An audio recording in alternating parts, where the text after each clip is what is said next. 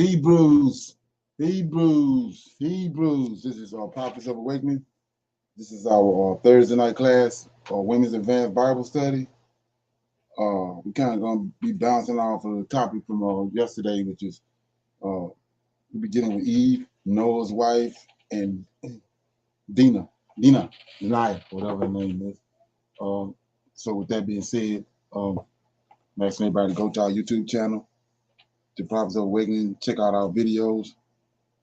There's a lot of information given through the videos, and they'll lead you into the truth of the Holy Scriptures. And if you like what you're hearing and receiving through these videos, I'm asking you to like, share, and subscribe to the channel. And for those that want to support the channel, you can check out our Cash App down at the bottom of the screen, or PayPal. Okay. This is a non-Messianic channel. We deal with Tanakh and the Torah. Tanakh being the Old Testament, and the Torah is the first 5 books of the law that was given to Moses on the mountain. Shalom and welcome to Prophets of Awakening, and welcome to our Women's Advanced Bible Study. We're going to do our normal, which is a moment of silence, prayer, Psalms, do some women's help, and then we do some current events. We're going to need to know information. Then we open it up for some questions or comments. Then we deal with the topic, which is Eve, Noah's wife, and DINAH. Okay. The moment of silence is for the Lord of hosts and all that he's doing to bring about our prophesied deliverance in these last days. O Lord, righteousness and uprightness belongeth unto thee. Therefore we come before thee at this hour, seeking thy face, looking for righteousness, uprightness, that we may walk before thee as thy servant David, Solomon, Samuel, Hezekiah did. For we desire to walk after thee, O Lord, and to keep your commandments, your testimony, the statutes with all our heart and soul, to perform the words of this covenant that is written down by your prophets. O Lord, allow thy face to shine upon thy people. Hear our plea, and hear and do, O Lord. Hide not thy face from us any longer, for we need you so very much at this hour. Peace be unto you. Okay. So with that being said, somebody gonna read a song? Shalom. Yes, I will. Psalms 4. 1. Hear me when I call, O God of my righteousness. Thou hast enlarged me when I was in distress. Have mercy upon me and hear my prayers. O ye sons of men, how long will ye turn my glory into shame? How long will ye love vanity and seek after leasing? 3. But now that the Lord hath set apart him that is godly for himself, the Lord will hear when I call upon him. Stand in awe and sin not. Commune with your own heart upon your bed and be still. 5. Offer the sacrifice of righteousness and put your trust in the Lord. 6. There be many that say, who will show us any good? Lord, lift thou up the light of thou contents, Countenance. the countenance upon us. Thou hast put gladness in my heart more than in the time that their corn and their wine increased. I will both lay me down in peace and sleep, for thou, Lord, only makest me dwell in safety. That was Psalms 4, 1 through 8. Okay, What yeah. what I get out of that is that in the first verse, it's more speaking of David thanking the Lord for being there for him and listening to him and saving him from whatever he is in distress. He has brought him out of it. And like in 2 and 3, those two verses to me brings that the Lord of hosts um, is telling the people that they have, he's given them all, and they have shown vanity. They have, shamed him by not living amongst I'll say, the heathens that's there. And um, 4 through 6 verses shows is telling me that David is telling the ones who have believe and loyal to the Most High is that to continue to pray, continue to hold fast, and see that the Lord of hosts is good, and not to turn away. And 7 and 8, he's saying again about trusting in the Most High. Okay. Anybody else have any comments on that? Yeah, I'm always talking about slang, because that's what we known for that.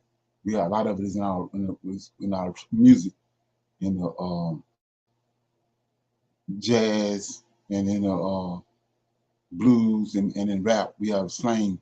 We have a slang culture, which if you're not a part of us, it's a lot of stuff that's being said and pervade you wouldn't understand if you're not part of the culture. So, and in the scriptures, we see where it comes from because we got a lot of things in scriptures called Hebrew idioms, and I got some videos on that. Like example is lick up the dust, and then those that did escape. So you have to understand that those things. And another one is verses in Psalm 4 verse 7. Thou hast put gladness in thy heart more than in the time that their corn and their wine increased. So what do anybody understand what that means? When you said corn and wine increased? If the enemies are getting more, like someone is getting richer or have more money, or things are happening for them, what is going on with you is better because you know the Lord of hosts. You have joy in your heart. You know you have the love of the Lord of hosts in there. It's better than anything that rich people get richer or whatever's going on. That's what I'm thinking. Right. So we was reading the other day when Jacob Jacob was getting ready to leave because Esau was going to kill him after he had received the blessing. It says that uh, Rebecca stretched forth her hands and prayed to God and waited on him to manifest himself in her. And then when he did, she turned around and laid her hands on Jacob. So if you go to Genesis chapter 27 and verse 30, this one, Jacob received the blessing from Isaac. And it says, we're going to start at verse 32. This when Jacob had already received the blessing. And hold on, let me get it. Yeah, so go back to 20. Genesis 27:20. Isaac said unto his son, how was it that thou hast found so quickly my son? And he said, because the Lord thy God hath brought it to me. And Isaac said unto Jacob, come near, I pray thee, that I may feel thee, my son, whether thou be my very son Esau or not. And Jacob went near unto Isaac his father, and he felt him, and he said, the voice is Jacob's voice, but the hands are the hands of Esau. And he discerned them not, because his hands were hairy as his brother Esau's hands. So he blessed him, and he said, art thou my very son Esau? And he said, I am. And he said, bring it near unto me, and I will eat of my son's venison, that my soul may be blessed. Right? So he said he's gonna eat his soul, he's gonna eat the son's venison that his soul may be blessed. So what he means by here, Spirit of the Lord gonna come on him. So then he says, and he brought it near unto him, and he did eat, and he brought him wine, and he drank. And his father Isaac said unto him, come near now, kiss me, my son. And he came near and kissed him, and he smelled the smell of his raiment, and blessed him, and said, see, the smell of my son is as the smell of the field which the Lord hath blessed. Therefore God give thee of the dew of heaven and the fatness of the earth, and plenty of corn and wine. See that? Corn and wine right here. That's from heaven. That's the blessing that's on the blessing that was on Adam, the blessing that was on Canaan, the blessing that was on Enoch. It's corn and wine. So 29. Uh, let let the people serve thee, and nations bow down unto thee. Be Lord over thy brethren, and let thy mother's son bow down unto thee. Cursed be everyone that curseth thee, and blessed be he that blesseth thee. And it came to pass as soon as Isaac had made an end of blessing Jacob, Jacob was yet scarcely gone out of the presence of Isaac his father, that Esau his brother came in from his hunting, and he said also, and he also had made a slavery meat, and brought it unto his father, and said unto his father, let my father rise and eat his son's venison, that thy soul may bless me. So that his soul bless him. The spirit is in Jacob. So and Isaac his father said unto him, who art thou? And he said, I am thy son, thy firstborn Esau. And Isaac trembled very exceedingly, and said, who were he that have taken venison and brought it to me, and have eaten all before thy coming? And I have blessed him, yea, and he shall be blessed. Here we go right here. And when Esau heard these words of his father, he cried with a great exceedingly bitter cry, and said unto his father, bless me, even me also, my father. And he said, thy brother have came with subtlety, and have taken away thy blessing. And he said, is he not rightly named Jacob? For he hath supplanted me these 2 times, and took my blessing, and it took away my birthright. And behold, now ye have taken away my blessing. And he said, hast thou not reserved a blessing for me? Then Isaac, verse 37 says, and Isaac answered and said unto him, behold, I have made him thy Lord, and his brother, and all his brethren have I given to him for servants. And with corn and wine I have sustained him. And it said, uh, and I shall do now, what shall I do now unto thee? So that's the proper understanding of corn and wine. If you notice, the founding fathers was using that. They got it from there. You know, the Freemasons, they have corn and wine. Like when they dedicated the White House, they bust a bottle of wine on the cornerstone and put corn on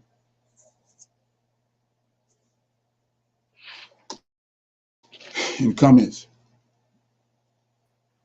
Thank you. Okay. We're gonna do our women's health. Shalom, everyone. Please note that the information that is shared is intended for general, informational, and educational purposes only and is not medical advice or recommended treatment. Tonight's discussion is on how to improve our gut health. You probably heard the term gut health and know that good gut health is desirable. But what does it really mean to have a healthy gut?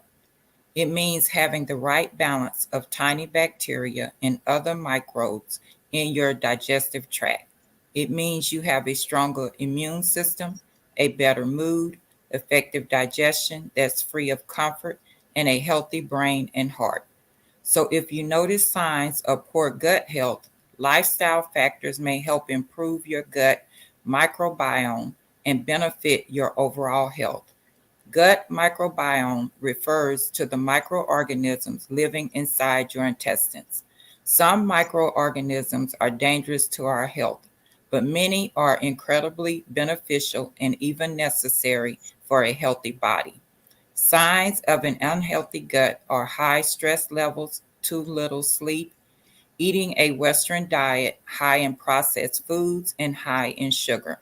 This in turn may affect other aspects of your health, such as immune function, hormone levels, weight, development of diseases. The good thing is that you may be able to improve your gut health through lifestyle and diet changes. Eat slowly. Chewing your food thoroughly and eating your meals more slowly may lower your chances of developing obesity and diabetes while also helping you make better food choices. Stay hydrated. Staying hydrated benefits your health overall and can help prevent constipation. Change your diet. Reducing the amount of processed foods high in sugar and high fat foods. You may also positively impact your gut by eating more vegetables, fruit, garlic, foods high in fiber like almonds, pistachios, and whole grains. Fasting is also a great way to improve gut health. Fasting promotes the growth of beneficial gut bacteria and reduces inflammation in the intestines. The bottom line is that a healthy gut contributes to a strong immune system, heart and brain health, improved mood, and effective digestion. So remember that lifestyle and dietary changes may positively affect not only your gut health, but your overall health. I'm going to read Proverbs chapter 16, verses 16 through 24. Pride goes before destruction. Verse 16, how much better is it to get wisdom than gold, and to get understanding rather to be chosen than silver? The highway of the upright is to depart from evil. He that keepeth his way preserveth his soul. Verse 18, pride goeth before destruction, and an haughty spirit before a fall. Better is it to be of an humble spirit with the lowly than to divide the spoil with the pride. He that handleth a matter wisely shall find good, and whoso trusteth in the Lord, happy is he. Verse 21, the wise in the heart shall be called prudent, and the sweetness of the lips increaseth learning. Understanding is a wellspring of life unto him that had it, but the instructions of fools is folly. Verse 23, the heart of the wise teacheth his mouth, and addeth learning to his lips. 24, pleasant words are as an honeycomb, sweet to the soul and health to the bones. That was a discussion on how to improve our gut health, and I read Proverbs chapter 16, verses 16 through 24. All praises. Okay, yeah, I appreciate that information. Yeah, I noticed that uh, I talked about the melanin, and especially the pineal gland. And when you start talking about the gut, you take into consideration that the pineal gland is secreting these different chemicals and enzymes, different things in the body. So, and then you know that it secretes melanin. And so if you have a pineal gland that's not working or calcified, you're in big trouble. So that's another thing to take in consideration, that our bodies and the operation of our bodies ain't the same as everybody else's body, because everybody's pineal gland ain't working. So when you go into the doctor, you getting you getting diagnosis and prescription stuff for being a human, when everybody ain't the same. You know what I'm saying? And the same with street drugs. The reason why they're affecting us the way that they do is because of the melanin. Whereas other people deal with drugs, uh, they go in the system, have an effect on them, and then it comes right out. But with us, the melanin grabs hold to it. You might have the same reoccurrence 2 or 3 days later, because of that is holding that substance within your body. Those melanin molecules grab a hold to it and hold it there. But if you don't have no melanin in your body, that just goes through the body. You experience whatever it is that the drug is going to do, but it goes right on out the system, and your urine, through your bowels. But with us, it's different. That's why it affects us different. Okay. Yes, sir. A while back, when I first started doing this research, I read that. And with us, our body can heal through more natural things Right. that, yes, that is good for us, like the fruits, the vegetables, the garlic, Mhm. Things like that. But a lot of us now take off when we run to the doctor and they give us all these prescriptions Exactly. when the prescription they give us is hurting us more than helping us. And not Exactly. only that, it's affecting, other parts of your body. So they may give you something to help your migraines, but that may be affecting your liver. So, Right. yes, sir. So Sinuses. right. Yes, sir. I read that when I first started doing research on health for us, which I was researching that under Black Health Matters. And Right. that is what it was talking about. Yes, sir. Right. Thank you. It goes back. It goes back to the conversation last night when uh, Jacob was at Bethel, when all the things that happened with him at Bethel and all that. But then when the drama went down with DINAH, for some reason he forgot that the Lord hosts what he capable of. So same thing with this. The doctor is good for certain things, but you forgetting the orchestrator of the human body. Wasn't no hospital in the garden. So when he created the body, Right. it was the body was capable of doing all the things it needed to do. So like I said, we in the midst of the beast system, and we sitting there waiting on it, and we in the middle of it. So yeah, okay. So anybody else got anything they want to say about that? Help? Okay, we're gonna do these current events.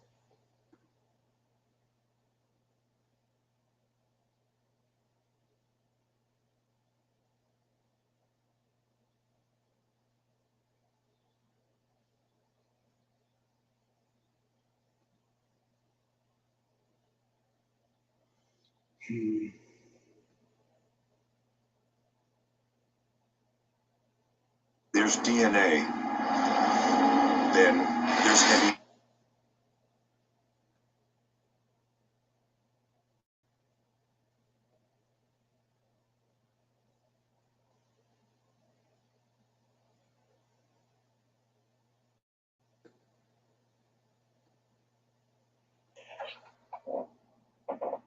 A lot of people don't know this, but the best way to make money on YouTube in 2023 is not by becoming a YouTube.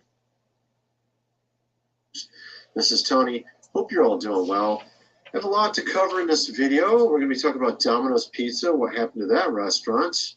We're going to be talking about some wonderful investing advice from two top-level commentators that completely make no sense. We're going to be getting into actually a ton of other things as well. Jerome Powell, what's going on with retail sales and regional banks, how much money's exiting, evictions that are just through the roof. We're going to be getting into also the EU, some things going outside our country. Let's get into this. First, let's start with Domino's Pizza. Wonderful world of Domino's Pizza. Let's actually get out of the screen. That might actually help. All right, here we go. So, 100 stores closing, Australian stores, and all of Denmark's markets closing up. Apparently, Domino's Pizza not doing too well right now. I mentioned a lot of the number 2, number 3 type of chain stores are going to be going under. This is yet another example of this. We're seeing Domino's Pizza completely closing up in Denmark, and a lion's share of stores or restaurants in Australia closing up. And it's not looking good. This is actually from Australia. This is being this article is from being reported from. So we're seeing that.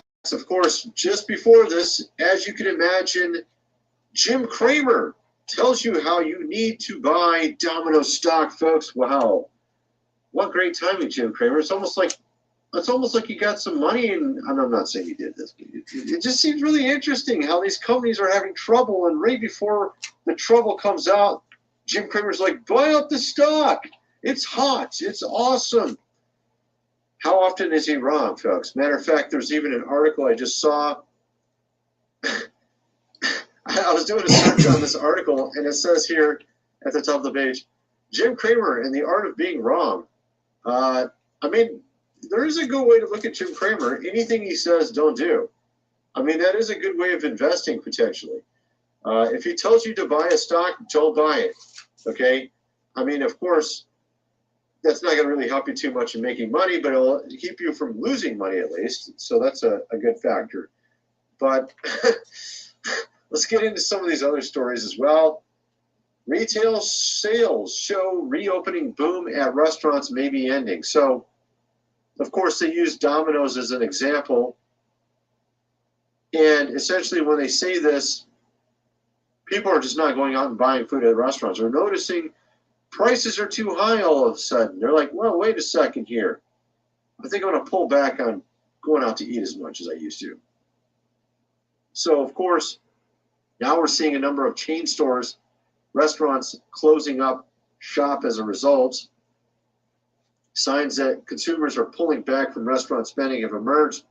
This year's chains such as Domino's Pizza have reported that some households with less disposable income are moving away from ordering delivery and doing more cooking at home. So, of course, this is probably going to help out Little Caesars. Although I noticed Little Caesars prices have went up a little bit. They're still pretty cheap compared to the other, pizza franchises out there. But so they're probably doing okay still. At any rate, you get kind of the idea with what's going on there. Now, of course, we have this story from Home Depot CEO. Warns that theft is a big problem for retail. They're investing in more security guards. Apparently, the Home Depot says he even has to lock up small $50 items. This is reminiscent of that photo I showed you guys from Target in San Francisco, where you had the toothpaste, mouthwash, deodorant behind lock and key. I mean, seriously, is this where we've went, folks? Dollar Tree having to be concerned about it now. Oh no, dollar items being taken left and right. I mean, really, this is where we're at, folks. We're using buy now, pay later loans to buy groceries, and people are literally taking dollar items. And I'm sure there's somewhere, but I would say overall, probably really not good advice for the general market in America right now. Jerome Powell expects, and this is, of course, coming at the heels of Jerome Powell saying there's going to be more rate hikes, and I told you that he's going to do it. I guessed it right. Ha! I told you. The fact that he was riding the fence, Matt, of course he's going to do it. If he's riding the fence, it means he's going to raise the rates. Okay, almost like probably 9 times out of 10, I'm guessing. This is my own statistic I just made up in my head, but you know what I'm saying. I was right. So Fed rate hikes ahead as inflation fight has a long way to go. Folks, this is not good for all these companies, man, or these banks. This is really not good for your wallet either. This is not looking good, folks. A lot of people called this. Now we're seeing it come to fruition. They're definitely going to be raising rates. Interest rate cuts still a couple years out. That's not even counting the increases. So, of course, they're going to increase it more, and then just wait a couple years, folks. 2025, 2026, then we'll stop it. And, of course, also I have... You could go to Grainger.com to find what you need to get.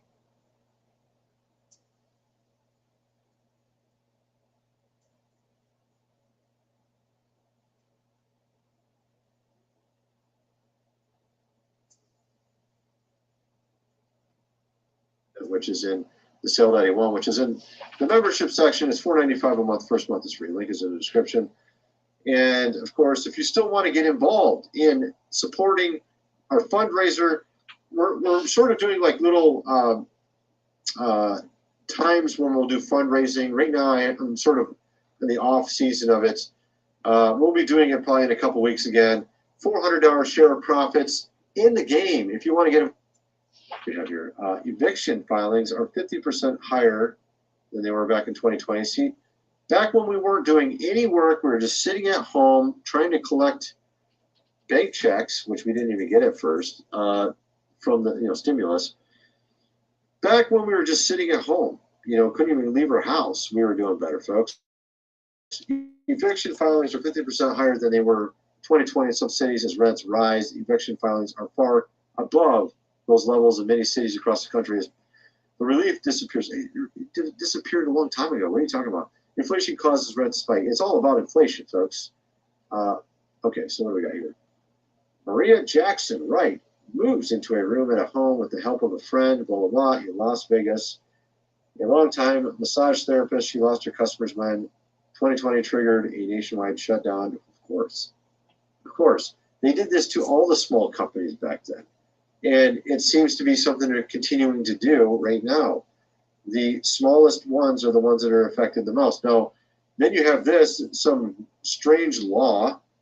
This is from John, of course, Williams' channel. He mentioned in an email he got, real estate for Los Angeles. Apparently, they got some funky laws over there, folks. We're talking like if you have a lot, 15,000 square foot lot with a slope, you can only, right now, currently you can build a 7,000 square foot home, right? Now it's reduced to 3,500. So they're like making it so you have to have a huge lot of land to just build a small home now. And they're making it to where you can't build, basically a lot of small, mid-sized lots are just completely worthless now, basically is what it is. So if you try to build any type of home, and I saw it on the prices, I went over to Zillow and the prices for lots were just like insanely low because you can't do anything with them anymore. You can't even build anything on them. You have to hear, I mean, look at this, 30,000 square foot lot just to build a 10,000 square foot home. 30,000 square foot. You have to have 15,000. No, before. That was before. Now it's 6,000. So you have to have a 30,000 square foot lot now to build a 6,000 square foot home before you can build a 10,000 on that. That's just, what in the world? Okay, so just listening to this guy right here, you can see the fabric is coming apart. The seams coming apart with America. It's nothing going right. Anybody have any comments on that?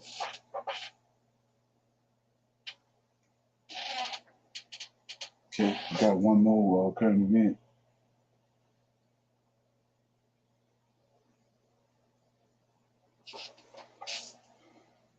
Okay, let me see. Angie's List is now Angie, and it's easier than ever.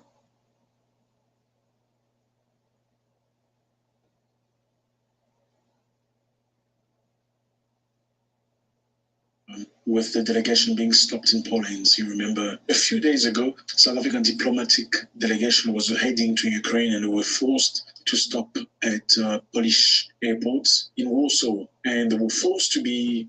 So this video right here, before I play it, is dealing with the fact that it's like it's shining a light on things that's going on around us, and we don't even know, we don't know the origins of it. But I was talking the last couple of days, I was bringing it up about the Khazarian Empire and how huge it was, and the offshoots of it. It was broken up. It was a huge mass of land, and so NATO countries, like I was saying, Poland, Ukraine, Hungary, all those countries were at one time was one big mass kingdom, which was the Khazarian kingdom. And then when you understand who they are, they originated from the Gentiles. And the Most High, we saw in the book of Jubilees how the Gentiles is the enemy, is our enemy. Cain descendants. Cain killed Abel. They are enemies, but they didn't flip it around with the New Testament and all that, saying that the God of the Old Testament then brought the Gentile in and gave them the opportunity to come into His presence. But we know it's a lie. But my point is this: if you can remember back when the Ukraine war first started and all the people was evacuating that country, those black folks catching hell. with Poland and Hungary, those countries, they wouldn't allow them to go through the border. They was letting everybody else go, but they had a problem with the blacks that was there. And so these same people that's over in America, they come from there. They come from the same place. That's why transatlantic slave trade was so horrendous. It's the hatred that the Most High talking about. Let me read it right quick. So it says, I told you the curses, it's curses on Esau just as well as the curses on Jacob, Israel. So I'm in Ezekiel right quick, 35. And so, and you know, a lot of people are not connecting these dots when it comes to this right here. But he says, moreover, it's 35, talking to Esau. And Esau, and at one point in time, Esau and Japhet came together. They got a mutual hatred for Israel. So it says, moreover, the word of the Lord came unto me, saying, Son of man, set thy face against Mount Seir, and prophesy against it, and say unto it, Thus saith the Lord God, Behold, O Mount Seir, I am against thee, and I will stretch out my hand against thee, and I will make thee most desolate, and I will lay cities to waste. I will lay thy cities to waste, and thou shalt be desolate, and thou shalt know that I am the Lord. And here we go. This is the reason why. Because thou hast had a perpetual hatred, and hast shed the blood of the children of Israel by the force of the sword in the time of their calamity, in the time that they were iniquitous. So it's a hatred they have. So the average people not able to focus in on the hatred and what the hatred is. The hatred is what's happening to us over here in America, what happened during the transatlantic slave trade, and what we're looking at right here.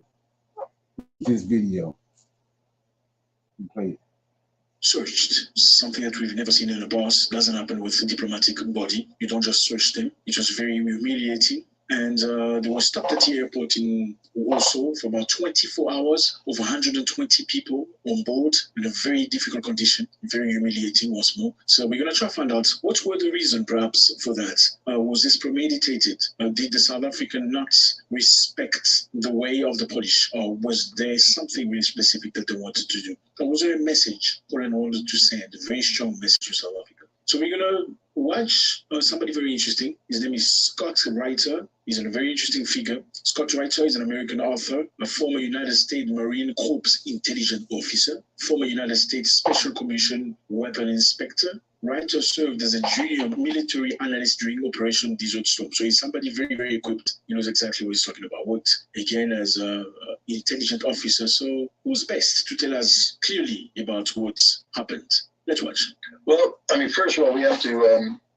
There's a part that's left unsaid in your story. I will bet you a dime to a dollar that the vast majority of the personnel on that airplane looked more like you and less like me. All right? Poland is one of the most racist nations on the planet. The Polish people despise black people, despise them, hate them.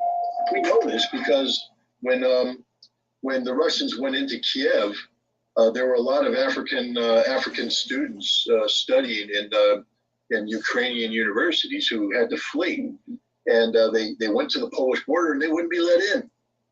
The Poles were like, you ain't coming in here. We don't let people that look like you in Poland. Blatantly racist. So, do you remember that? Are you tired of feeling like your swollen prostate is controlling your life?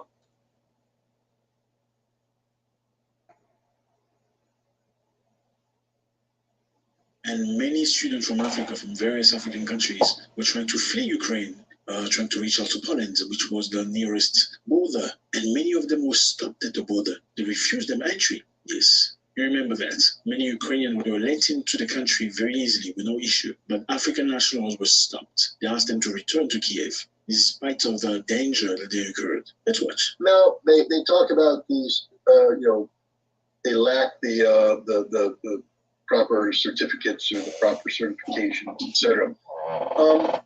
I don't know, gosh, when Joe Biden makes an unannounced visit to Poland, and of course, no American president flies alone. There's going to be a C-5 aircraft landing with armored, sedans and Secret Service guys full of guns, none of which are registered. And I'll tell you why they're not registered. Because the security protocol for the President of the United States is classified top secret. That means the composition of his security detail is not to be known by anybody. So we're not going to admit what we have in this vehicle, what this guy's carrying, or anything. We don't tell the polls any of that stuff because they don't have a need to know. We will never let them know. Now, when was the last time they strip searched the Secret Service agents of the United States of America? The answer is never. Very interesting. When is the last time they stripped search the Secret Service of the United States of America? The answer is never. And so what we have here is a double standard. Poland is upset with South Africa for a number of reasons. Okay, Poland is upset at South Africa for a number of reasons. Which ones? One, South Africa is not going to arrest Vladimir Putin when he arrives in Pretoria for the BRICS summit. South Africa is not going to arrest Putin. Interesting. Even though that the International Criminal Court has issued a warrant for his arrest based upon baseless allegations of child kidnapping and I forget what the other one is, but they've accused him of two things that are just ludicrous. But Poland and Ukraine and other nations have said he must be arrested the moment he lands in South Africa, because South Africa signed the accords that bring this up. And South Africa went, nah, we ain't going to do that. And so the Poles are angry. So this is retaliation, simple.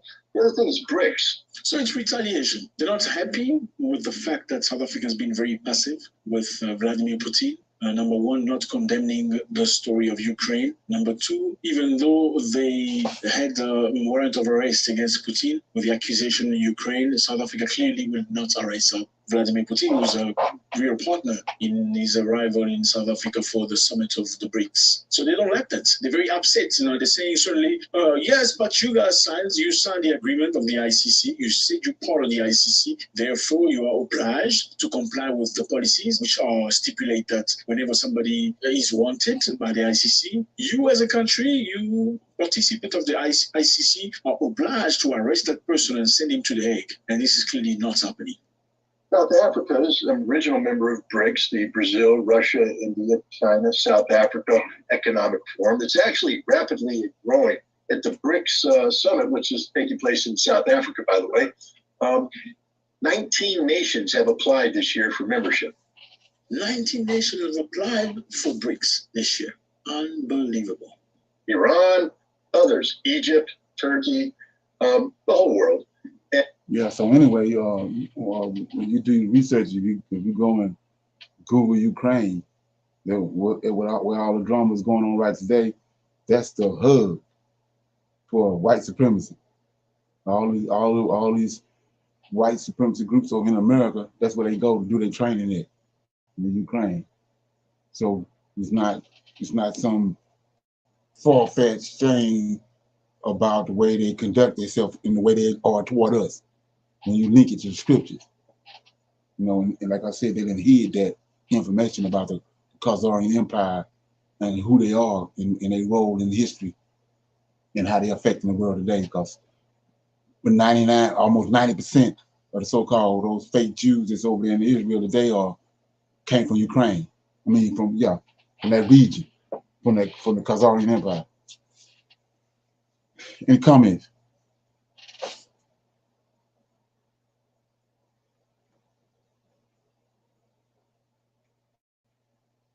Okay, that's some need to know information right here.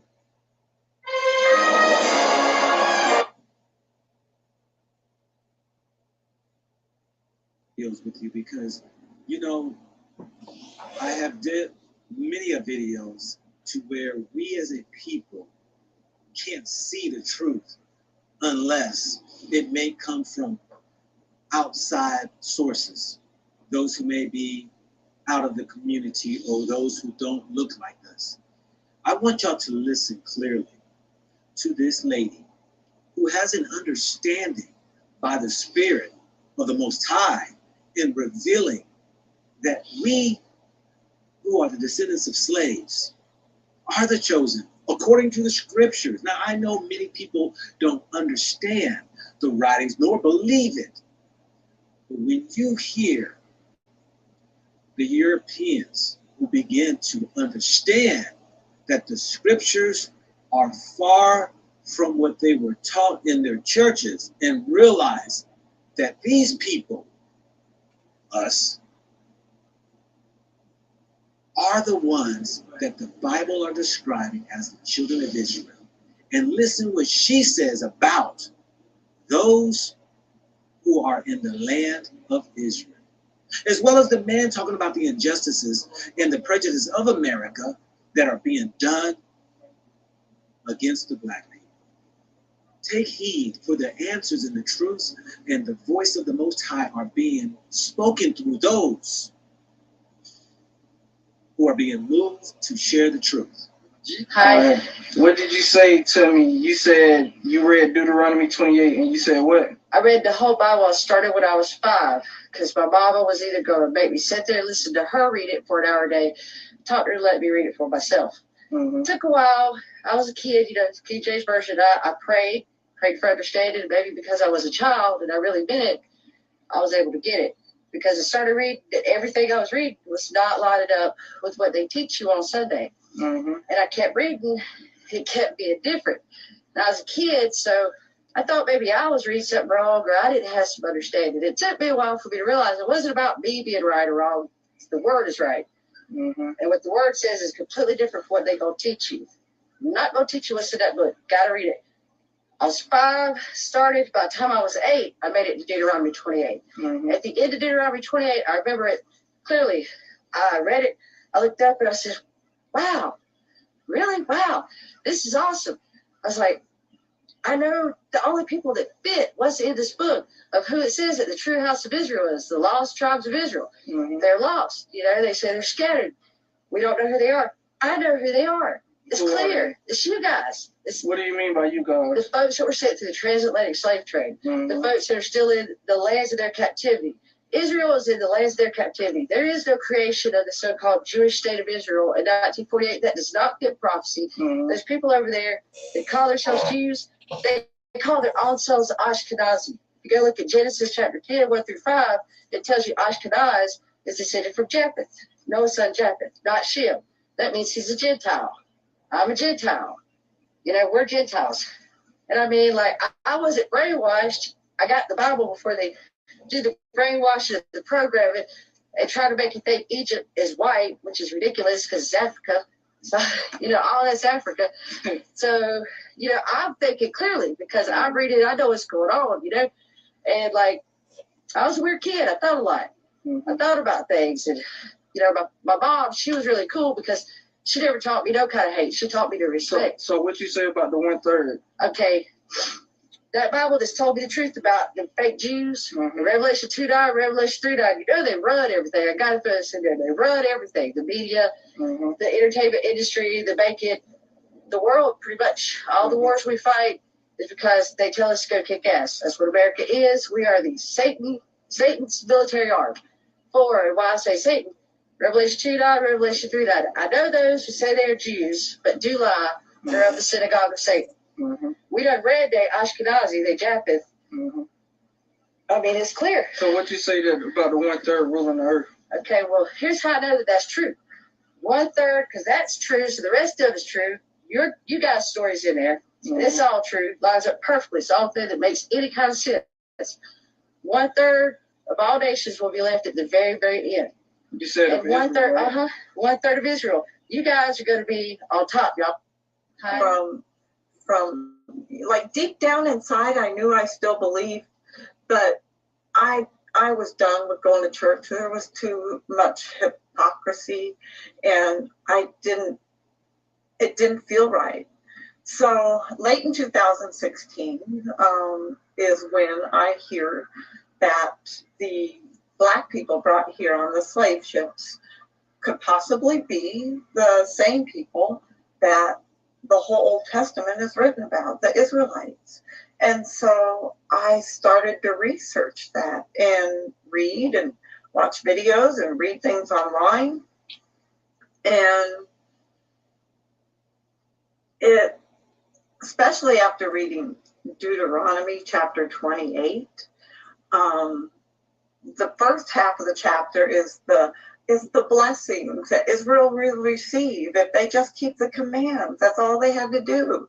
And then the second half is the curses that are going to fall on them if they don't keep the commands. Please go read those. Go read those and think about what these people have been through since day one of arriving in this country as slaves. And you just make up your own mind and pray about it and see where the Father leads you on that. That's all I can say. For me personally, this is my journey, and for me, it brought the scriptures alive to me. Like, I believed it. Like, these are, to me, his people that are still living this curse because they haven't been keeping the law. They don't worship the Father alone anymore. But anyway, this brought the scriptures alive to me. And from there, I then began on this journey of learning from like deep down inside, I knew I still believed, but I was done with going to church. There was too much hypocrisy, and it didn't feel right. So late in 2016 is when I hear that the Black people brought here on the slave ships. So what do you think? I'm just going to say this right here. As I continue to try to bring forth the word that many people do not understand or fathom, just sit back and listen and watch as the days go on, as the revelation of the Most High begins to reach out to his people in order to show that they must come back under the authority of the Most High in order to receive their blessings. This is your man. Okay. Any comments on that? Shalom, that's something. I think they always have known. If she know, they know. It's just that, we are starting to hear it a lot more now, but they have always known that we were the chosen people. It's nothing new. We seem to listen more to them than to listen to a brother of color or a sister of color. But what she's saying, I mean, is the truth. So if she was reading that at 5, I don't know how old she is. We know the truth has always been out there. Right. Okay. Yeah, it's like it's spreading like wildfire. The more of them are just they're coming out with and talking about it. Right. Because like I said, when it's the spirit of the Most High, you can't run from it. And you can't hide it. That's how you know when you come across somebody that the Most High is awakened. It's something else, something different than somebody that's just going along with going along to be going along. It's a different spirit on the ones that the Most High said He's going to pour His spirit out on. You can see it. Yes, sir. Just like we know that it's time for us to get up out of here. We can feel it. We know it's about that time. They know that their time is up. They know it's about time for them to be X'd out. So, you're just hearing them speak of it more now. Right. Because it's coming to, end times. Okay. Yeah, so we're going to open it up now for questions and comments. And anybody have any comments or questions about yesterday or something they heard you want to talk about? Like, get some clarity.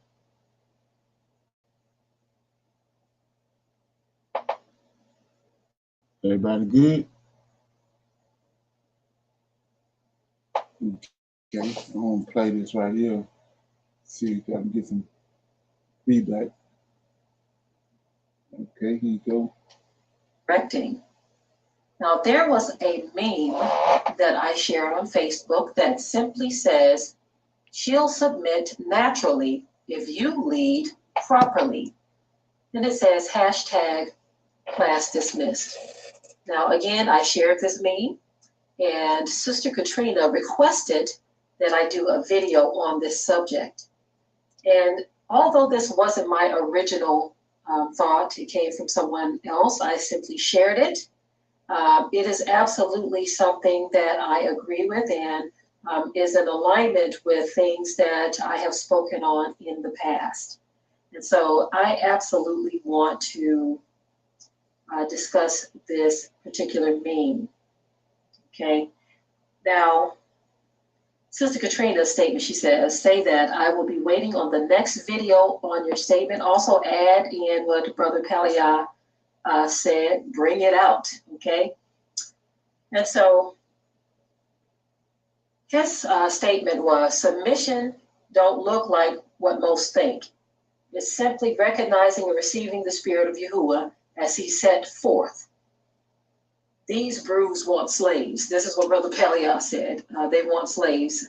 And my response was, it amazes me how many brothers overlook the fact that they too must submit to Hamashiach, but their main focus is getting their wives or other people's wives to fear them, as in the Ike Turner meme. And that comes because I put up a post a few days ago, and it was an Ike Turner meme put up in response. And the person, the brother who put it up, he said, I told you, I'm going to say this nice to you, or something like that. Let me just look it up. I want to say what it says exactly. But anyway, you know how Ike Turner is. You know what his history is with Tina Turner. And let me just look this up really quick. So I don't have the post in front of me. But he had a very, very violent past with Tina Turner. And that was very well documented, okay? In the meme, he was sitting in front of her as if he was going to shove a piece of cake in her face, okay? Okay, I asked you nicely. One moment. Okay, he says, come on now, I'm asking you nicely. If I remember, I'll try to put that meme up, but that was a meme that was put up in response to a post that I did. And so the brother who put it up, he's married. He knows that I'm married, but what we're getting a lot of in this walk are men who do not mind disrespecting another man's wife, especially if they feel like she said something or posted something that they don't agree with. That's just the way it is. And mind you, they come on your post to give you these soft-hearted threats or make statements. I shared this post about submitting because I wanted it to be understood why some men are having problems with submission. And I want the women to understand how important it is to submit. But there has to be a fair balance in all of this. But when you have men who are not submitting to the Most High, but they want you to submit to everything they're doing, that creates friction in the relationship. And some men think you're supposed to take whatever they do, regardless to whatever it is, and just do it, okay? But the scripture also tells the husbands, provoke not your wives, you see. But the post stating that she will submit naturally if you lead properly, that is 100% true. Most women don't have a problem submitting to a righteous man who is leading properly. And what does that look like when a man leads properly? That means that he is submitting to his head, Hamashiach. It doesn't mean that he's docile. It doesn't mean that he's a simp. It doesn't mean that his wife wears the pants or that she's controlling and running things. It means that he is holding his own as a man, that wife respects that authority, but the way in which he use that authority is in a righteous way. He's leading properly. His wife is not afraid of him. She's not sitting off in the corner somewhere like she's in fear. like she can't wait for him to leave the building. A wife should not be afraid of her husband. She should not look like she's in fear and like she don't have a word to say or she cannot speak unless spoken to. A wife should not feel like her voice has been silenced based on a couple of passages of scripture. Not only. Okay. Any comments on that? Anybody got any feedback?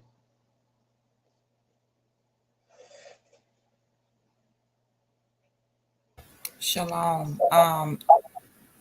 When she was referencing the first thing about you know how the husband should treat their wives and so forth, she's in the New Testament. She I haven't heard the whole video. I haven't watched that one yet. But a lot of times she is not to me, this is just me, on point when it comes to the Hebrew Israelite women. We don't learn anything out of the New Testament. Submitting, submissive. Everybody has it wrong when it comes to that. This is how I feel, and if anyone else see anything different, please chime in and correct me or add. But it is being equally yoked. I'm saying, if you have your husband, your mate, whatever you want to call him, your Lord, your King, and he is serving the Most High, he's gonna do right by you.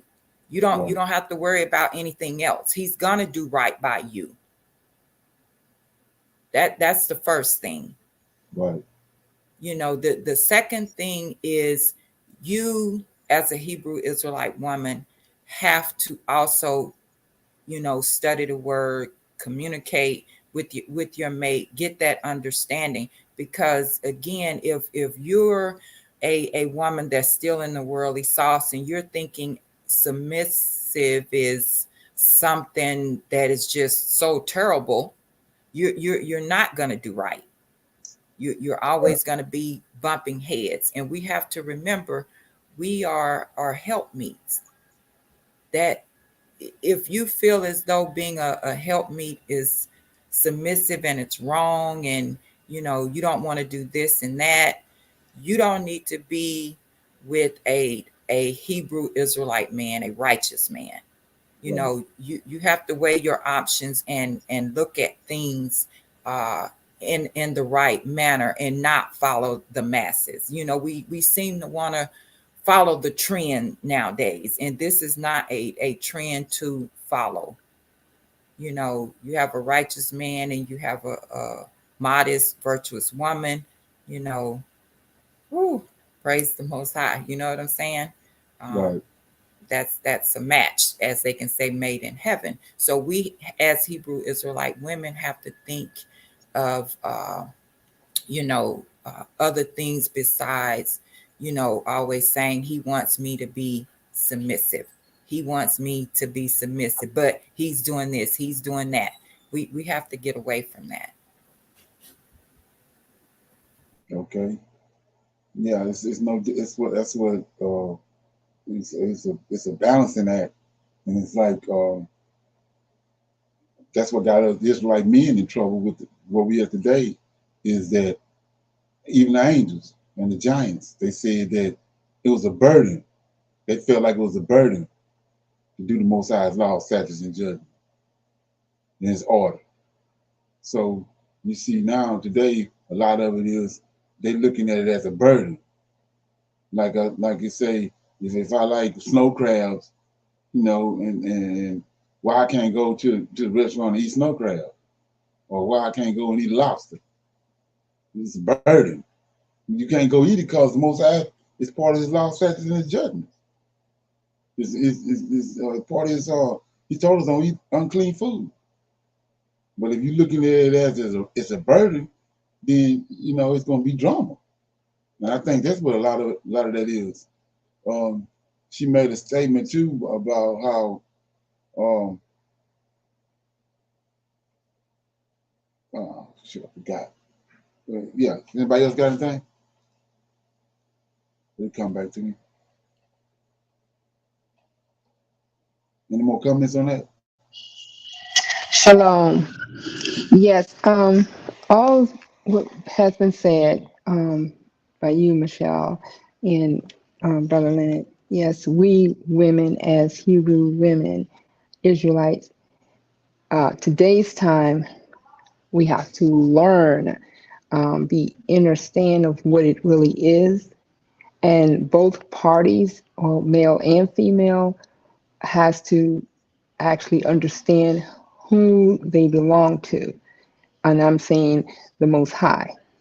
So, like you said, if he is a true Hebrew Israelite man, he's going to treat her correctly. And if she is, she's going to accept and treat and be in the relationship correctly. Well, nowadays, that like everything has been bamboozled, mixed around, um, reading what they have mixed up in the Old Testament first and the New Testament, which we don't go to the New Testament, but in the Old Testament, like we've been reading about the women and their roles they played in, and the males and their roles that they played in. Now, as I personally seen how many times that in the Old Testament, for as the male, David and others, the having more than one wife, having um, lustful things, repenting. So we're not perfect on this earth. We will never be perfect on this earth, but it's not an excuse not to practice a way to be in the light of the Most High. So by me saying all of that, yes, the young lady is speaking from the Old Testament and the New Testament, and she's putting some things out there. What I grabbed from that was that she's letting them know that maybe she has some personal, sound like she has some personal intel into that, far as how a male should treat a woman and not to be feared. And reading between the lines, it could have been an abusive relationship, and she's trying to let them know in so many words how women should be treated and not to be feared, and how men should treat the women. That's how I got what I got from it, not so much as her talking about as an Israelite woman or a Hebrew man.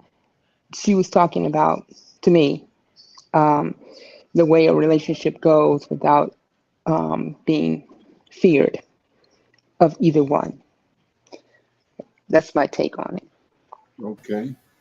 I agree. Shalom, Brother Leonard. I want to say one more thing. I agree. But I go back to the foundation that I have in reading the Old Testament and reading on Abraham and Sarah, which Sarah was Abraham's only wife.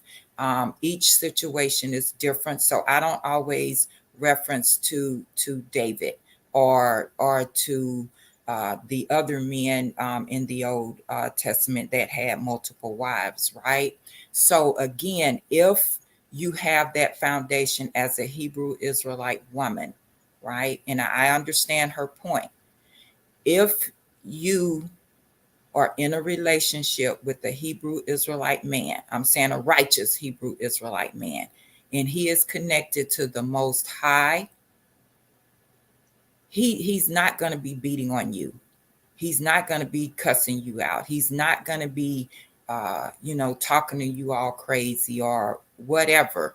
So I trust the word of the Most High, the Lord of hosts, when it comes to that. And as women, we can recognize that if he's doing one thing and saying something else, if you see him in the Bible, but then he puts the Bible down and he slap you upside your head, he's not a righteous Hebrew Israelite man.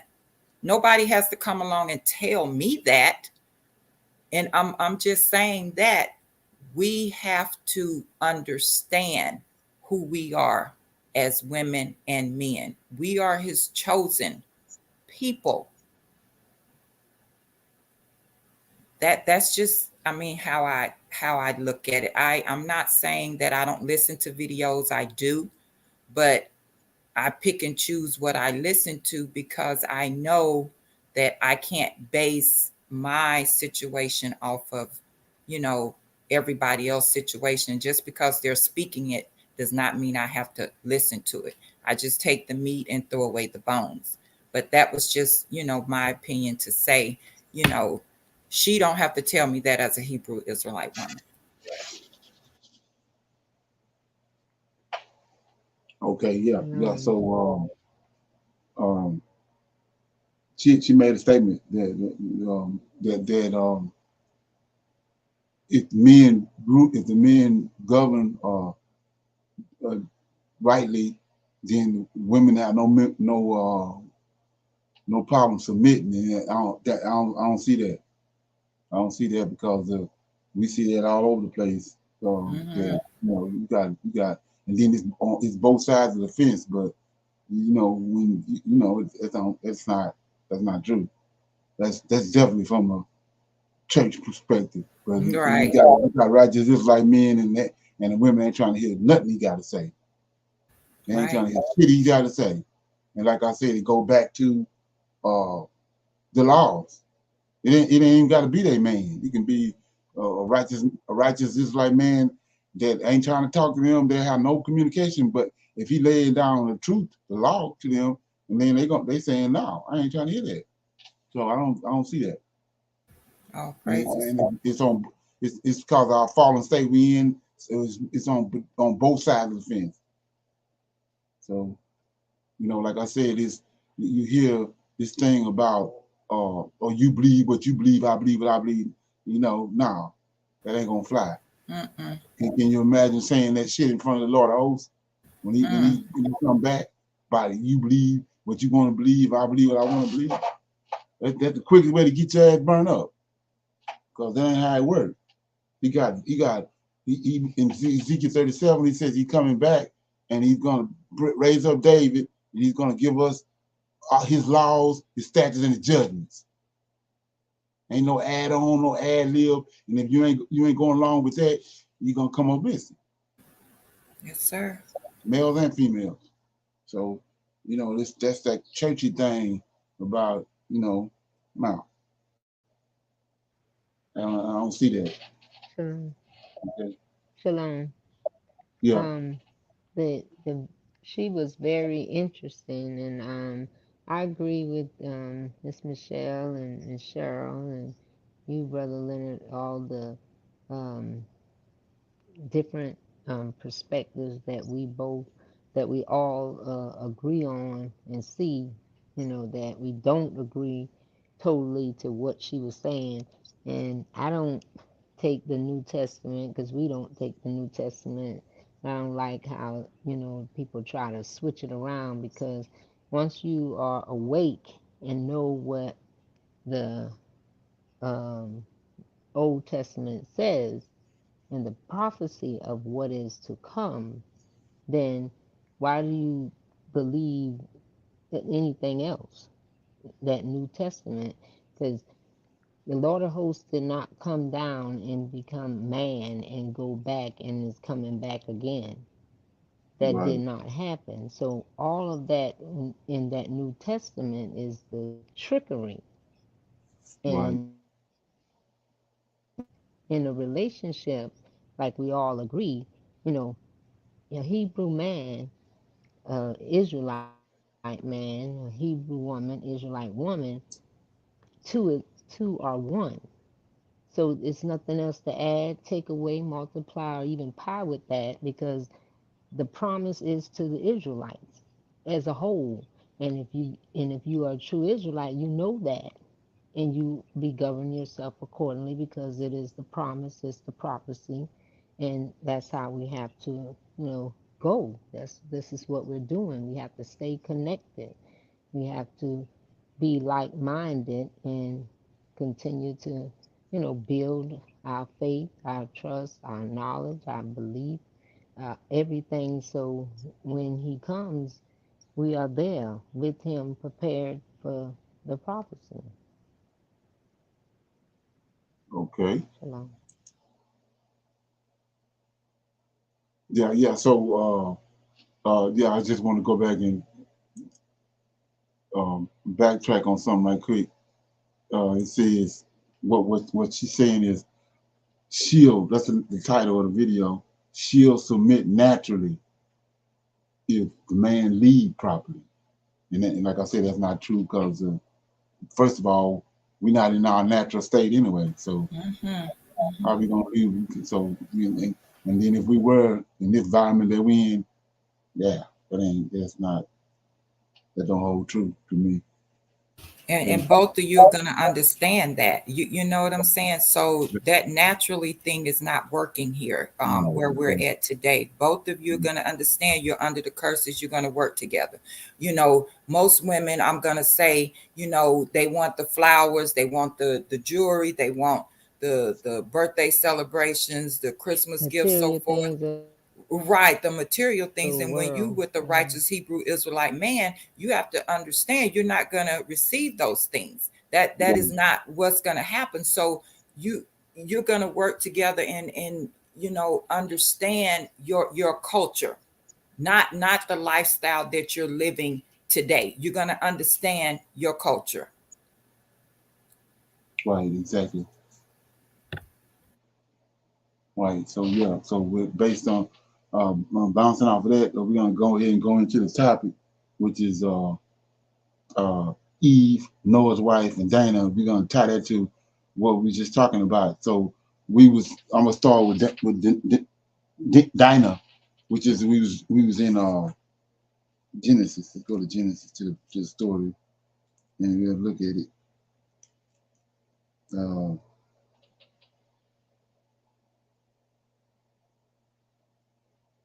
Yeah. Let me find out what it says for this right quick. Here we go. Yeah. Dinah's defilement. It's in Genesis chapter 34. So if we started out, you read in chapter 34:1, and Dinah, the daughter of Leah, which she bore unto Jacob, went out to see the daughters of the land. So right there, just a lot of the problem. Like I said, she's saying that submit if she'll submit naturally if you lead properly. So right here, coming out the gate, you're gonna set the setting is Jacob didn't receive the blessings, the corn and the wine. Jacob didn't receive all that when he was with Laban. He got sheep, cattle, all that. He got a hundredfold. Most High, the Lord of hosts with him, and so now he's back in the land of Canaan where he came from when he left, fleeing from Jacob. But he got all these possessions, and we know Dinah, like I said, she had to look like Sarah and her predecessors, Eve, you know, an attractive woman, virtuous woman. So we see right here, Dinah, the daughter of Leah, which she bore unto Jacob, went out to see the daughters of the land. So right there, that was where the drama started. Right there, she had no reason to deal with the daughters of the land. Because the Most High said, don't let your sons marry their daughters, and don't let your daughters marry their sons. That means something wrong with them.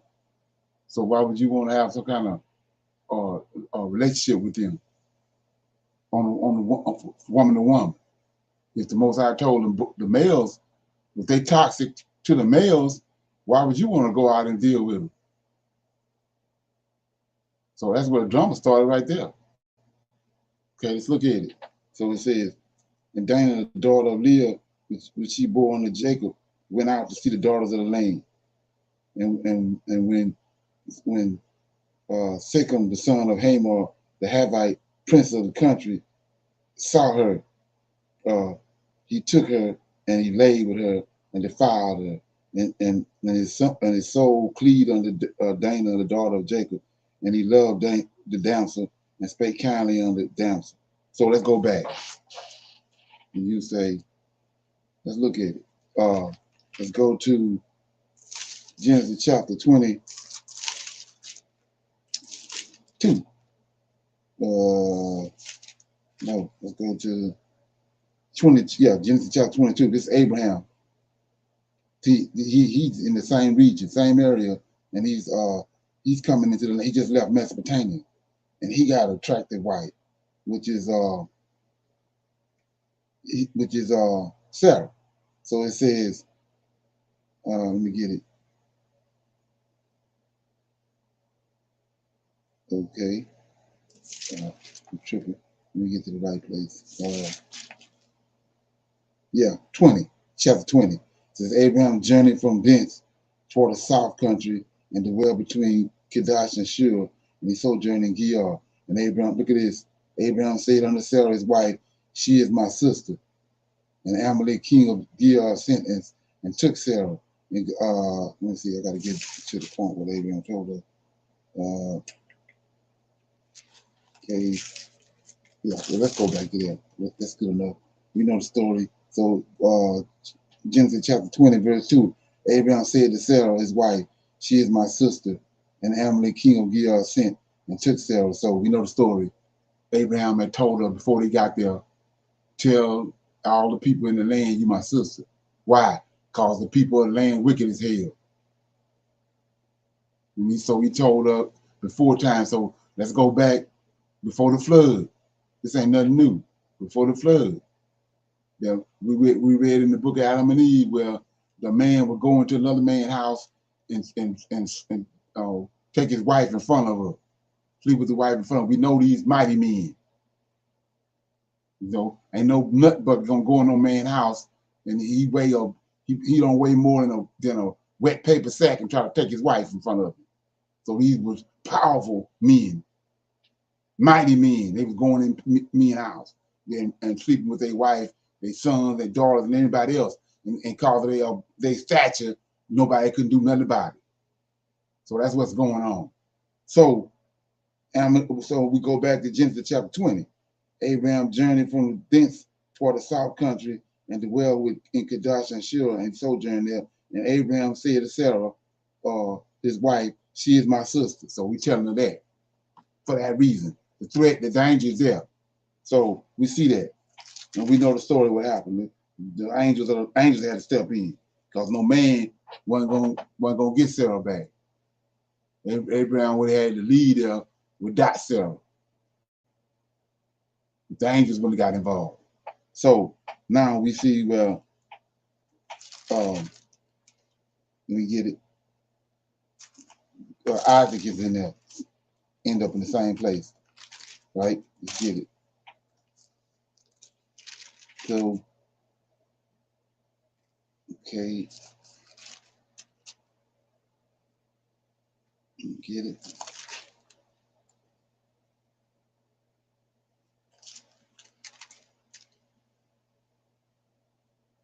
Yeah, give me a minute. I gotta be passing by. So, yeah, I'm in chapter 26, and then it says, verse 6. This Isaac is in the same place where Abraham was at. And it says, in the land of Canaan. And Isaac dwelt in Gerar. And the men of the place asked him of his wife. And he said, she is my sister.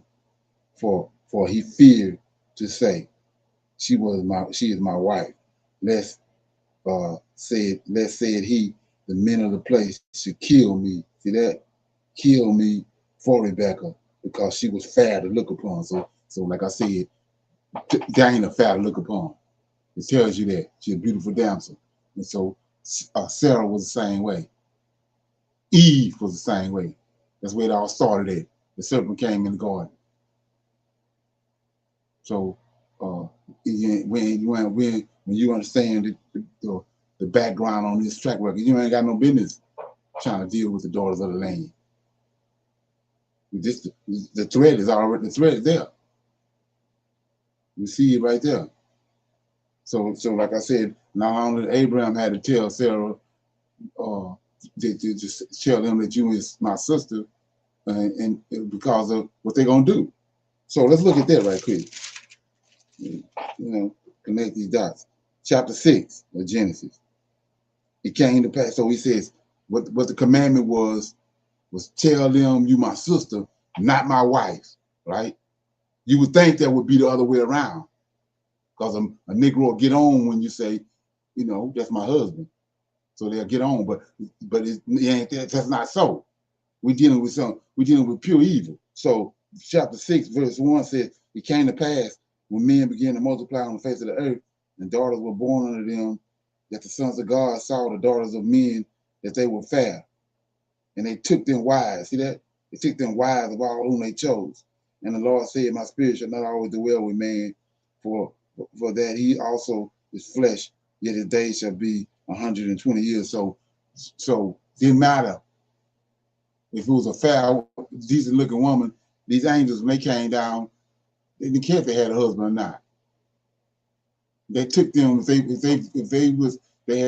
felt some kind of way about the woman. They took them. They didn't care whether she had and we know what took means. Lie with, go into. So they took them no matter what. This is where it comes from. So it's a way back from the garden, Genesis 6. This already the protocol, especially in that region. So we go back to Genesis 34, and it says, Dinah, the daughter of the Leah, which is she bore unto Jacob, went out to see the daughters of the land. That's where it started. The drama started right there. Then it says, and we already know the men that's there, who they are, what they're capable of, because of Isaac and Jacob. Abraham and Isaac warned his wives about it. So it says, and just what they warned them about took place right here. Verse 2. And when Shechem, the son of Hamor, the Havite, prince of the country, saw her, he took her and he lay with her and defiled her. That's what Abraham was afraid of. That was going to happen to Sarah. And that's what Isaac was afraid of with Rebekah. So he said, and he lay with her and defiled her, right? So go back to Eve. That's what the serpent did to Eve. He defiled Eve. That's where Adam went wrong here. Serpent had defiled her. So let's look at that story. It says, and so like I was saying, we learn from these things when we rightly divide it. So it says, look at it. Chapter 3, Genesis. Now the serpent was more subtle than any beast of the field which the Lord God had made. And he said unto the woman, ye have God said, slaughter hosts, ye shall not eat of every tree of the garden. So right, see that? Right there. The commandment is, don't deal with this. We know who the tree is. It's the serpent, Lucifer, Samuel. He says, don't deal. You can eat, verse 2. And the woman said to the serpent, we may eat of the fruit trees of the garden. So it's already understood. The fruit trees, you can deal with them, but the tree in the midst of the garden, don't talk to him or don't nothing. And that's what she's doing right here. But the fruit of the tree, which is in the midst of the garden, God has said, you shall not eat of it, which talk, when you understand who this tree is, that's what she's doing right here. She already he came and started a conversation with her. And she started talking to him. That's what the eat is, the words. So he says, and she shall not eat of it, neither shall you touch it. That the talking is going to lead to the touching. So he says, neither shall you touch it, lest you die. And then the serpent said unto the woman, you shall not surely die. For God doeth know that in the day that you eat thereof, that's what she's doing. She already crossed one line. The day that you eat thereof, you talking to him, your eyes shall be open, and you shall be as gods, knowing good and evil. And when the woman saw that the tree was good for food, pleasant to the eyes, the tree to be desired to make one wise, she took. They go to the second phase. Touched.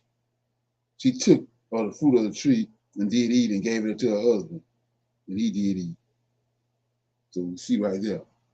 He told him, don't touch, don't commune with him. And then she communed with him, and from communing, she got beguiled. And then they ended up with Cain. So we see the same thing right here.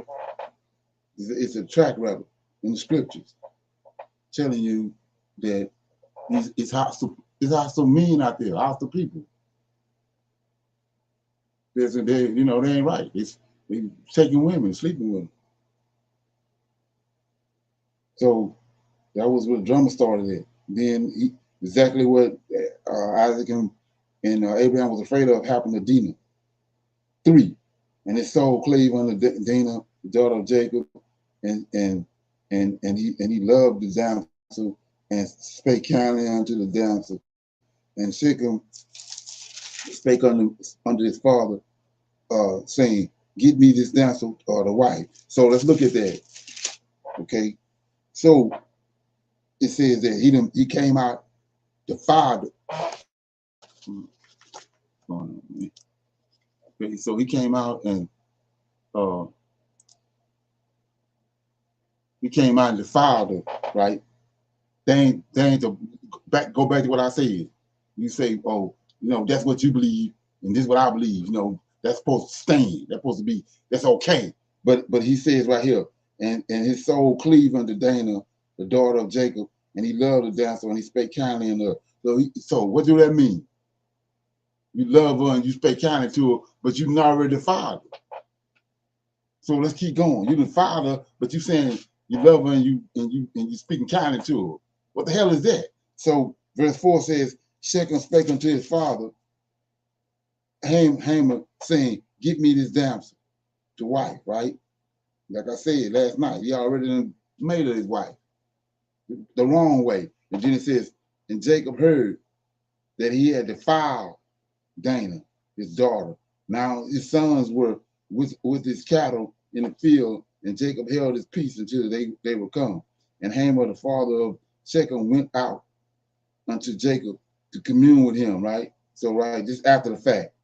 And the sons of Jacob came out into the field when they heard it, and the men were grieved, and they were very wroth, because he had wrought folly in Israel in line with Jacob's daughter, which a thing ought not be done. Now here you go. This is what I mean. And Haman communed with them, saying, "The soul of my son Shechem longeth for the daughter. I pray you give her unto him." Then he says, "And make ye marriage with us, and give your daughter unto us, and take our daughter unto you, and we shall dwell with us, and the land shall be before you. Dwell and trade ye therein, and get ye possession thereof." And Shechem said unto her father and unto her brethren, "Let me find grace in your eyes." And check it out. So Shechem said unto her father and to the sons of Jacob, "Let me find grace in your eyes, and what ye shall say unto me, I will give. Ask me, neither so make a diary and a gift, and I will give according to as ye have said unto me, but give me the damsel a wife." And the sons of Jacob answered Shechem the Hamor father deceitfully, and said, "Because ye have defiled Dinah thy sister." They said unto them, "We cannot do this thing, to give our sister to one that is uncircumcised, and that were a reproach unto us. But in this we consent unto you, if you will be as we be, that every male be circumcised. Then we give our daughter unto you, and we will take your daughters unto us, and we will deal with you, and we will become one people. But if you are not hearkened unto us to circumcise, then will we take our daughter, and we will be gone." And their words pleased Hamor and Shechem's sons. And the young men deferred not to do the thing, because he had the delight in Jacob's daughter, and he was more honorable than all the house of his father. And Hamor and Shechem's son came unto the gate of the city, and communed with the men of their city, saying, "These men are peaceable unto us," right? They're peaceable unto them, but they haven't been peaceable to them. And he came unto the gate of the city and communed with the men of their city, saying, "These men are peaceable with us, therefore let us dwell in the land and trade therein, for the land before it is large enough for them, and let us take their daughters to us for wives, and let us give them our daughters. Only herein will the men consent unto us, for we dwell with us to be one people, if every male among it be circumcised, and they be circumcised." Shall not their cattle and their substance and every beast of their be ours, and let us consent. I'm looking for a verse, I'm trying to find it. And they will dwell with us. And unto Hamer and unto Shechem sons, hearken that went out to the gate of the city, and every male, okay, came to pass sons of Dinah. Okay, let me go back. I missed it. Let me find it, because this is important. So it says,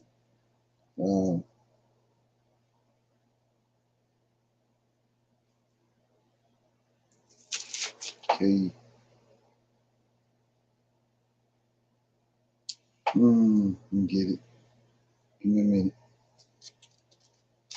So it says,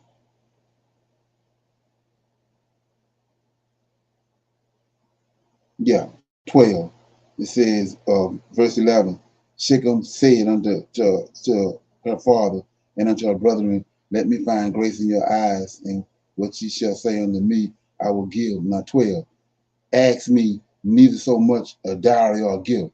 So see right here, this is where the joke come in at. So he know how to get to how to receive the daughter from the Israelite. You got to ask for a dowry. You bring a gift and a dowry. So he didn't strong-armed her and raped her. Now he says, ask me never so much a dowry or a gift, and I will give according to as ye shall say unto me, but give me the damsel. So he don't want to go by protocol. You already done raped her. But now you saying that don't ask me for the dowry, or I didn't bring no gift.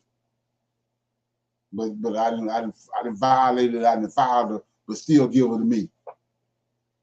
And that's the same thing I'm saying about, you believe what you want to believe. That's what you see. That's what you see in the scriptures. That ain't what I see. No, that ain't how it works. That's a cop out. Christian cop out. Thinking like a Gentile. Doing everything ass backwards. You bring the dowry and speak to the father and brother and all that first. You don't strong on the woman, then try to get her as a wife when you already strong on. Okay. So any comment? Anything anybody see that they want to bring out? Okay. Yeah. So with that being said, I wanted to go to I didn't mention this in my ad. I kind of talked about some of it in last night, but I want to go to about how they didn't laid us off, got us thinking a certain type of way, but not really understanding the scriptures and going in. I'm in the book of Judith, right? I want to show you something. It's been riding in my head all day. So it says,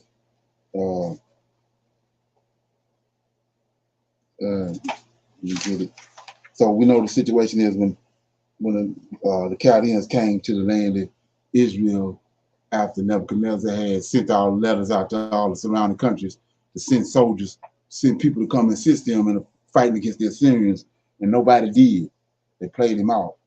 But the Lord of hosts sent those 7 angels with Nebuchadnezzar, and he fought and they destroyed the Assyrians.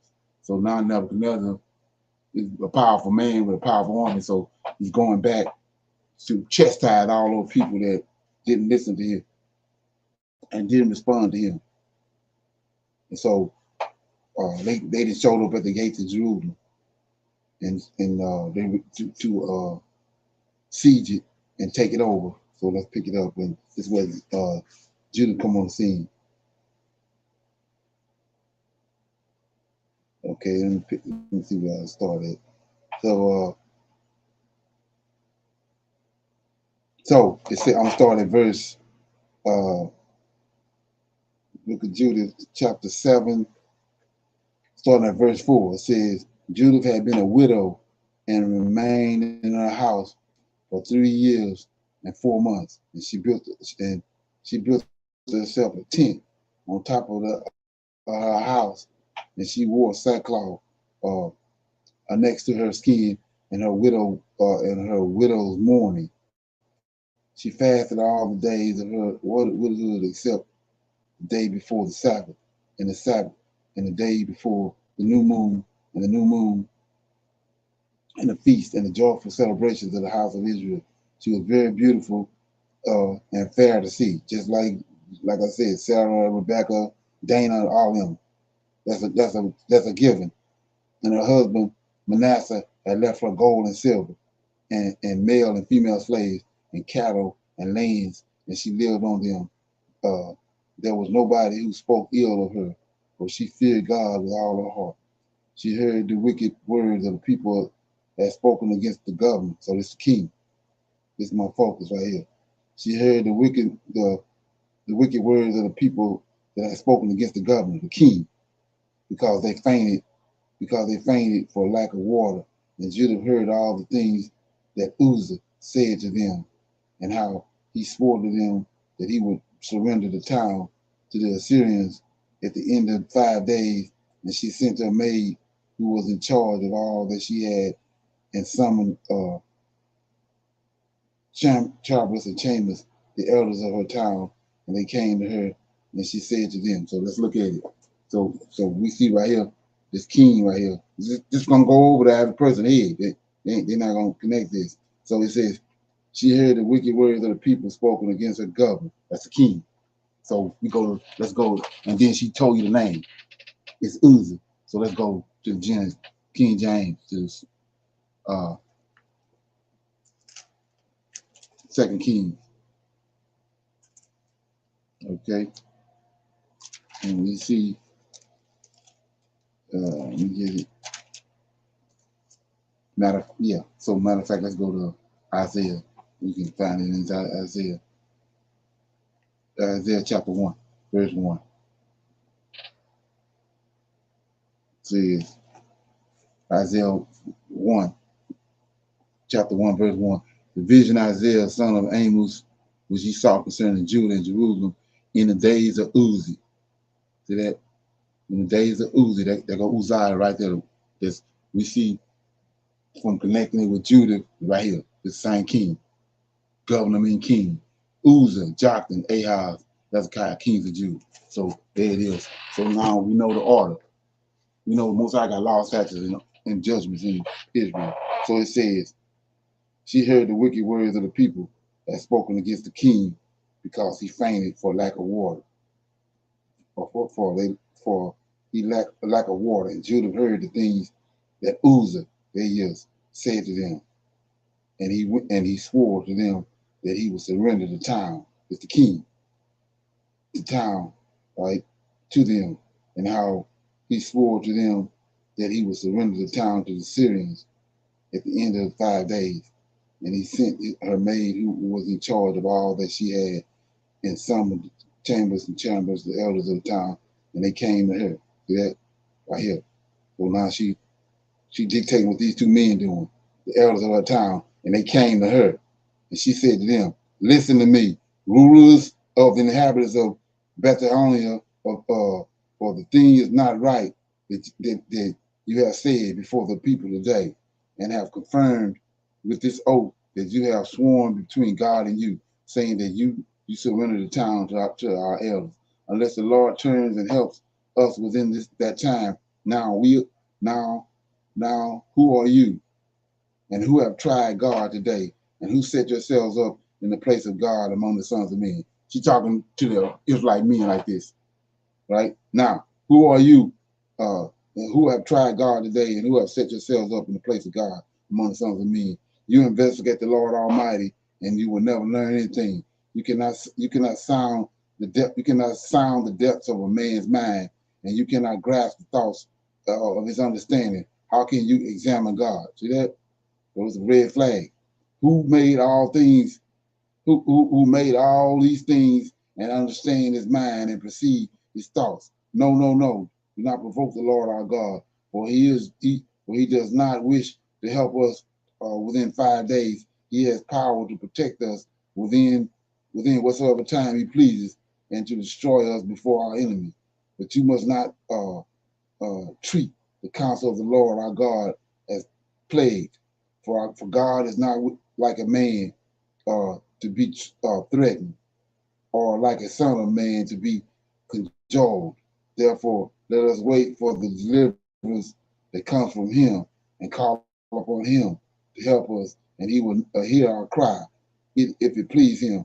For there has not arisen in our age, nor in this day, a tribe or a family or a people or a town or a stock that worship gods made with hands, as they did in a former time, because of which our forefathers were given up and the sword to be despoiled in the field in a great disaster in a great disaster before our enemies.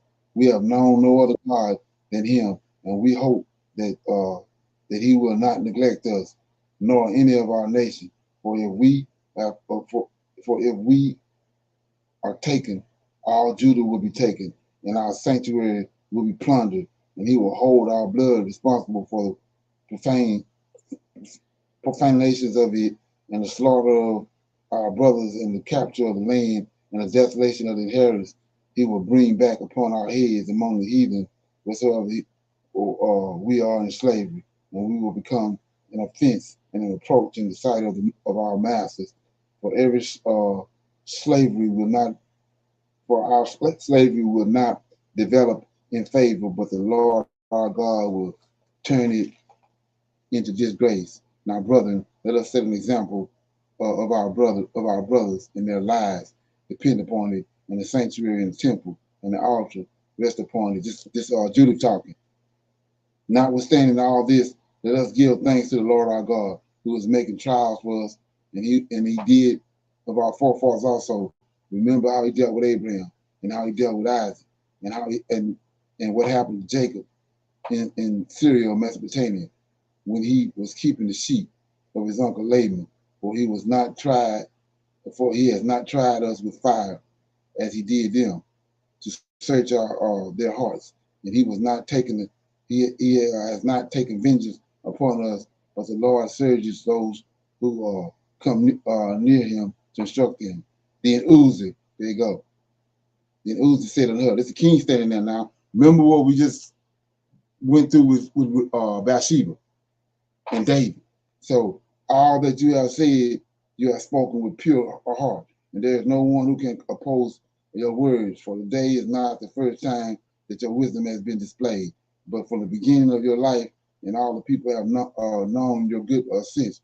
For what your mind designs is good, but the people were exceedingly thirsty, and they compelled us to do as we have told them we would, and to put ourselves under an oath, which we cannot break. Now pray for us. Now he telling Judah to pray for them. Now pray for us, for you are a devout woman, and the Lord will send rain to fill our cisterns, and we will not faint anymore. Then Judah said, listen to me, and I will do something that I will go down to the sons of nations for endless generations. You must stand at this gate tonight, and I will go out with my maid, and before the days are over, after which you said you would surrender to the town our enemies, the Lord will deliver to Israel by my hand. But you must not inquire about my act, for I will not tell you what I am going to do until it is done. Then Uzi and the ruler said unto her, farewell, the Lord God go before you and take vengeance upon the enemies. And they returned from the tent and went to the post. Right. So that's anybody in the comments on that. You make any sense? Any comments? So let's look at it. So I just read in Isaiah chapter 1. That's during the time of Isaiah. Where Isaiah is. So the Syrian army that came. Isaiah wouldn't be there? Isaiah wouldn't be standing there with the king, with Uzi? Stop and think about that. We see Isaiah existed during Uzi, Jotham, Ahaz, and Hezekiah. And here comes the king, the Lord of hosts from the king of Assyria that came up against Israel to besiege it. Isaiah ain't nowhere around. And she's talking to the king like that. That's how you write the vast scriptures. Okay. Do they add up? Yes, sir. Okay. Yeah. Those examples. I saw it a long time ago, but it just never was. It never came up for me to bring it out. But yeah. So just that's what Esau did. And why did he do that? It's the New Testament. He wanted to come back and he wanted to he wanted to justify what these women doing in the New Testament. Because when you look at the Old Testament, you can see they weren't doing that in the Old Testament. But all of a sudden they're doing all this stuff in the New Testament. Like I say, the Messiah himself, supposedly, that was from the foundation of the earth, the Most High had him hid and all that. Now he's manifested himself on the earth, and he goes, it's a woman that anoint him, bust an alabaster box on him, and then or wiping his feet and all that. So they got to go back to the Old Testament and justify what they're showing you, what you see going on in the New. So they went back into certain stories and blow them out of proportion, and then put authority on the woman, like they did with Esther. And that's where we at now. Like I said, when we got here, just like Bathsheba and all them was doing on the West Coast, it was the same thing going on. When we got here, they started attacking us to the point where we at now. Like I said, they would take the strongest man and tie horses to him and make the horses go in a different direction and snatch him in half in front of all these women sitting there. And on the plantation, beat the hell out of him, tie him to a pole and bring everybody out there to watch him beat the hell out of him.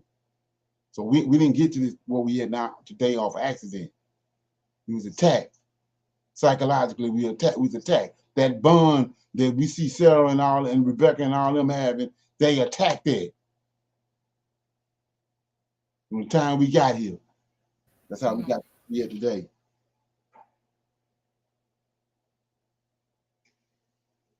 Even in the scriptures. Like I said before, they don't add up. The way that Judah talking to the king, talking to the men around there, as if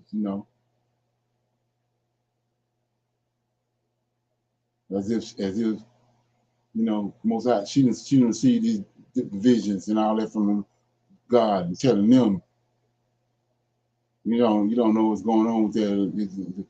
You just do this, you just do that. No, that ain't how it go, man. Say cat on the line. Compare that story to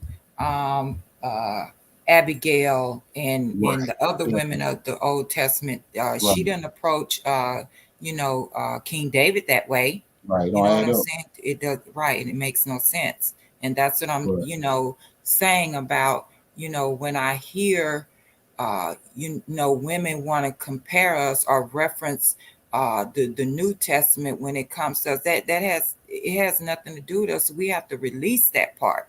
Don't go to Timothy, Ephesians, Colossians, whatever that is. Don't go over there. Right. Because I don't want to hear that. Right. Exactly.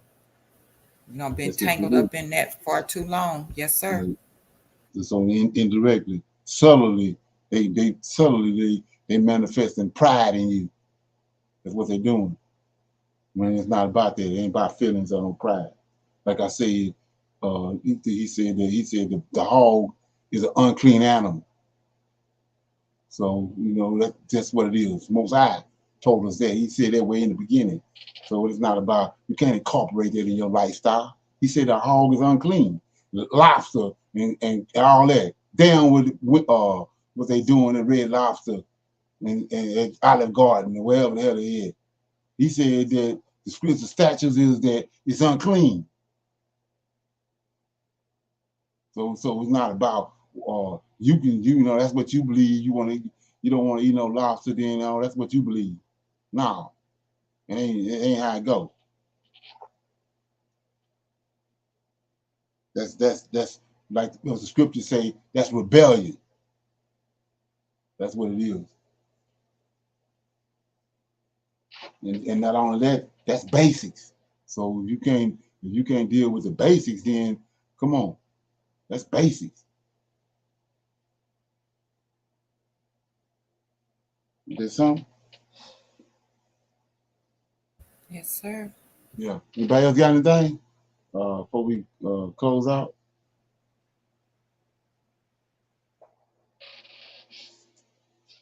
Okay. No, sir.